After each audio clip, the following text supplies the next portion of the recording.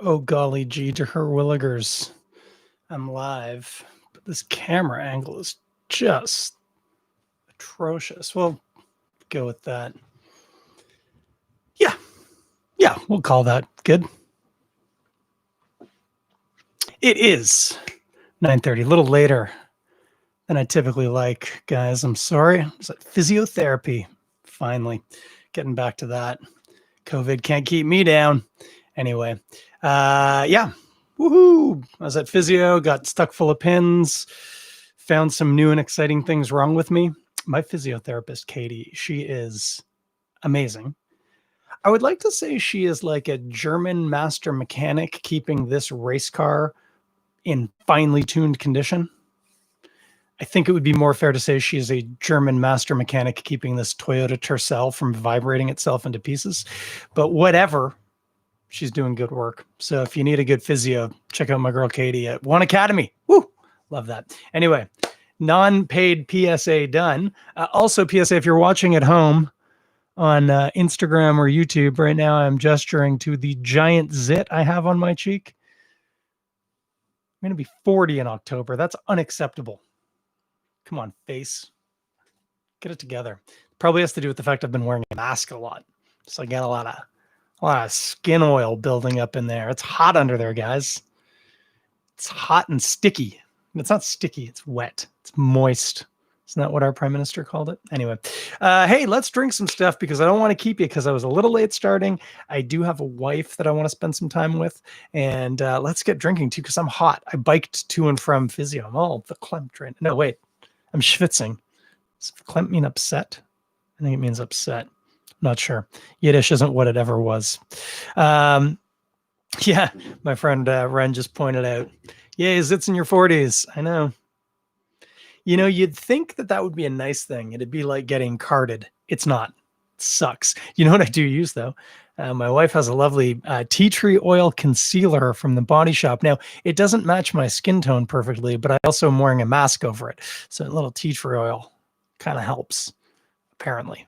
I don't know. I didn't do a control. If I had one over here, I could have tea tree oiled one, but not the other and seen what happened. But anyway, some bull crap is what it is. Hey, look what I'm drinking, guys, because it's Pride still. Technically, the parade, I think, would have been this past weekend, is what I understand, because obviously it's Canada Day on Wednesday, but it can be Pride all the time. We'll probably take the flag in the background down once June's over, but it stays around. Maybe we'll leave it up. Who knows? Maybe I'll put up a flagpole and run the rainbow flag up the top. I've actually seen recently a really nice adaptation of a pride flag, which is like it's like the pride flag that I have, you know, the rainbow horizontally, but then in one corner or on one side there's a triangle. So it's a little bit like Cuba's flag, I think. And in that triangle is the color of the transgender flag. So it's like the two together. I love it. I think it's great. I'd like to get one of those. Anyway, hey, did I say what it is in the Pride can? It's Ernest Dry Cider. Ernest Cider. Now, I got a couple of cans of these sent when they first launched a while ago. And I've picked it up. My wife is a big cider drinker, not being into the gluten. She's tolerant of almost anybody and any person anywhere. She's very tolerant, but not to that protein chain. Anyway, so she gets cider a lot. So we do get this into the house from time to time. But I asked her when she hit the LCBO the other day, could you get me something with Pride colors on it, please, that isn't Muskoka, because I did that last week, and also isn't Bud Light, because those guys can... I was going to say something that would give me a red E. Eat a part of my anatomy. Anyway, so let's give this guy a pour here. Ernest Cider. If you don't know this cider, it's from, I think, Newmarket. And the key with this guy, they put a little honey in it. Now, let's discuss that after I drink this. Because I don't want to give away too much here. So let's see here. Yeah, Ren hasn't had it in a while. Yeah, I remember it being good too. Oh, look at my Guinness glass. That's attractive, isn't it? This glass, and I don't condone this behavior, but I did. Stolen from a brewery in, not a brewery, a bar in Dublin or Belfast. I'm not sure. I stole a bunch at one point. Came home with like 8. was a little crazy. Don't steal glasses from bars, guys. That's things that 20-year-olds do, not things that grown-ups do. So I haven't done that in a long time. Anyway, here we go. Apple cider, by the way, made from apples. I know this isn't a beer, and this is the Toronto Beer Podcast. Cider is beer adjacent, I think. So it smells like apples. Specifically, it smells Granny Smithy. It's kind of tart smelling, a little green smelling, as it were. Not like stewed apple, not like cooked apple. It's very fresh and snappy smelling. And if I'm honest, there's a little bit of a floral note. You always worry when you know there's something that you should be looking for, like honey. Like maybe you're pushing it, but I don't think I'm pushing this. Something a little floral, and like I say, snappy green. I said green onions. Oh, that would be quite a drink. Snappy green apples. Sorry, I just want to adjust this camera just a little bit more. Ugh. There we go. I felt like I had to sit up very tall. Anyway, here we go.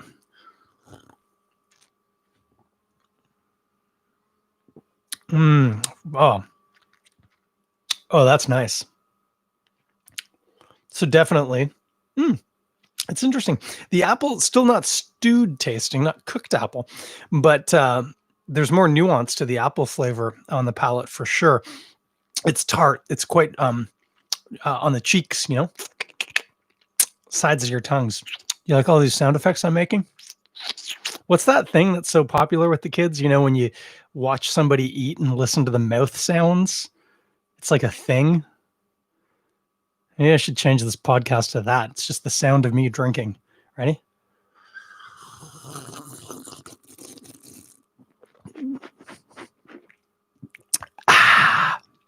Anyway, now I'm getting silly. So the apple's quite tart and dry, but with more of a well-rounded, more like a not so snappy apple, like something more like a Fiji, perhaps. Some nice, juicy apple tastes. Ren's telling me it's ASMR, which probably stands for something, and this is what this podcast could be. It's the Toronto Beer and ASMR. I just wanted to get those right. Podcast. Lots of mouth sounds in this podcast, and not just the words coming out of my mouth. Yeah, it does taste like there's probably a variety of apples, which in cider, and we'll discuss this in a minute, that's as it should be. It's quite dry. It's interesting. I know I saw a tag that told me this, and then I actually looked at the labels and confirmed this. Liberty Village cider, lovely stuff. Blue can, white kind of diamond-shaped logo. It's the driest cider available at the LCBO. Now, because cider has it's a fruit-based alcohol, they treat it like wine. So on the label, you will see they used to use just a number. It was like a 0, 1, or 2, or I think a 3. But now they actually do a scientific measurement, which is the grams of sugar per liter, I think is what it is, or per 100 mil. I can't remember what. Anyway, the point is the lower that number is, the less sugar there is in it, which is what makes it dry. If there's less sugar, it's a drier, and if it's sugarier, it's a sweeter. Interesting that just the two sides of that are dry and sweet, not dry and wet. It's a little confusing, right? But anyway, but this guy, despite there being honey in it, and this is where it's going to get a little tricky in the old noggin, it's still fairly dry. It's not as dry as Liberty for sure. That's dry. I like that one. Oh yeah, you can almost play a violin with your teeth when you're done that one. Ernest isn't that dry, but it is definitely a dry cider. And especially if what you're used to drinking is like Strongbow, that's like soda pop. That's like alcohol, apple flavored soda pop. Ernest, though, very nice. Mostly apple. And this is the thing about honey. We'll get there now, I think. There's something that's maybe a little florally, but honey, it ferments out. The sugar is so highly fermentable. If you add honey to a beer, it makes the beer drier because you're starting with the sugar content of the malt and the honey, but the honey gets completely eaten by the yeast, and most of the malt sugar does too, the maltose. whatever's left over is what makes the difference between whether or not the beer is quite dry or quite sweet. Cider is the same way. Now, if they were adding honey after they've hit it with sulfites, so the yeast is all dead, then you do expect a bit more honey taste. But I predominantly get apple on this. So I'm not sure if the honey is added after the yeast has been neutralized or before. I'm not entirely sure, but I don't get a ton of honey taste to this. But it's still a delightful cider. And like I say, nice diversity of sort of apple characteristics. You get that. We'd almost talk about like the apple skin, which can be quite tannic taste. Definitely some nice sharp green apple flesh, but also, as I say, like a redder, or I know Fijis aren't red, they're yellow, but you know what I mean? A more mellow apple taste as well. And a good cider, typically, for one thing, it's not made with any of those apples I just mentioned, or generally it isn't. Typically they use apples that are actually quite starchy, more like, what's the good one for pie? Is it Spy? I think it's Northern Spy, which are not, I kind of like eating them, but they're not typically good eating apples. They're quite starchy and a little bitter. Those work really well in cider. But you can use anything, of course. Cider's like wine, right? So wine is grape juice that gets fermented. Cider is apple juice that gets fermented. And it's just a matter of picking and choosing which apples you want. And single varietal ciders are not the norm. They're typically blends of a couple of different juices. Much like I think this one is. Actually, now let's take it to the can and see. Sometimes they tell you. ErnestCider.com, Ferris Farms in Newmarket, Ontario is right about that. Ingredients: apples, pure honey, organic cane sugar, sulfites. So they have not really specified what types of apples, and that's okay, because for a lot of people, that's a very, this is 6.5, holy moly, percent alcohol. Your blend of apples it's a trade secret. It's proprietary. And in fact, year by year, it might change, because much like with beer, if the crop changes, you need to adapt your recipe to make it taste the way you want it to. So that's apple cider, not a beer, but in a very attractive Pride can, celebrating Pride, which again, doesn't have to just be June. Make it Pride all the time. Be proud of who you are and who you love. I think that's an important thing. But anyway, big ups to Ernest Cider. I'm actually now wondering,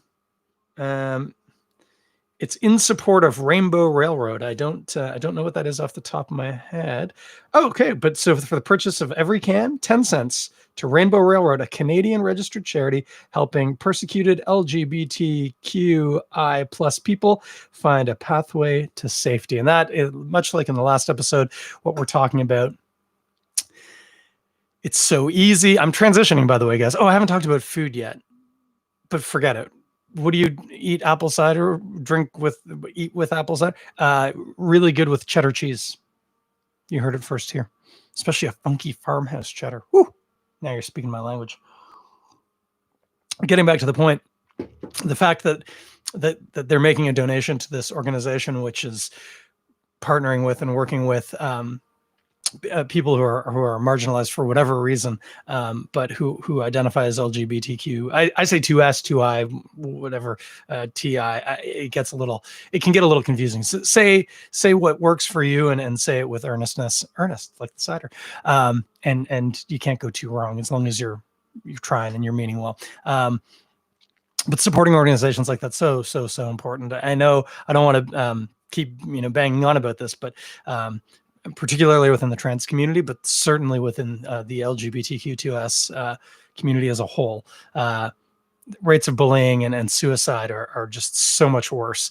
And for a lot of let's be honest, kids, it's often teenagers or younger, and adults as well, certainly face it. But for a lot of those kids, the difference between their mental health and mental hurt is an organization like Rainbow Road, and so anything we can do to throw some money towards groups like that is great. That really, You know what? Anyone who likes going to the parade or the parades, there's multiple.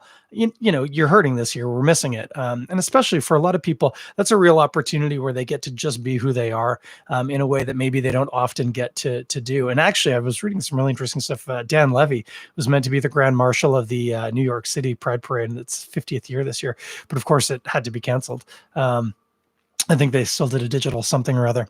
By the way, Dan Levy, really? Oh gosh, that guy. Gets me right here. But he was talking about watching the Pride Parade from a friend of his apartment in New York, and it being one of the first times he really felt connected with who he was. And so it's not to say that parades aren't important. Parades are important, and it's an awesome opportunity for people who want to celebrate, for people for whom this might be the only time of the year that they really get to be who they want to be, and also for people who maybe aren't even really sure who they are yet. It's an opportunity to expose themselves to other people in the community and see where they fit and how they feel. That is very important, but much more so than that, during June, the month of Pride, and in general, we need to be supporting organizations year round who are providing safe spaces and walking with people who are going through what admittedly for a lot of people is it feels life and death. And for some people it is life and death. And so these organizations, we can't support them too much. It would be great if an organization like Rainbow Road got to a place where they were like, we need to start donating some of our money to other organizations. But I believe nobody is there yet. So we still have a ways to go. So continue buying. If you like a cider, this Ernest Cider, 10 cents per can, that's pretty good. That Muskoka Born This Way IPA, I've gotten rid of the can because I'm not a total slob, but any one of those, great way to have a very tasty beverage, and also for a little bit, add some support to an organization that can use all the help it can get.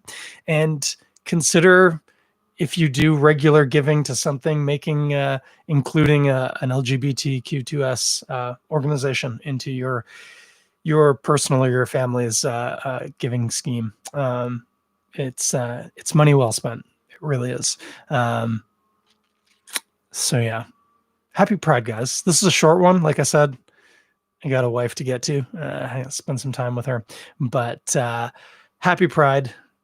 No matter who you love, you are a beautiful, beloved creation, and you should feel that way.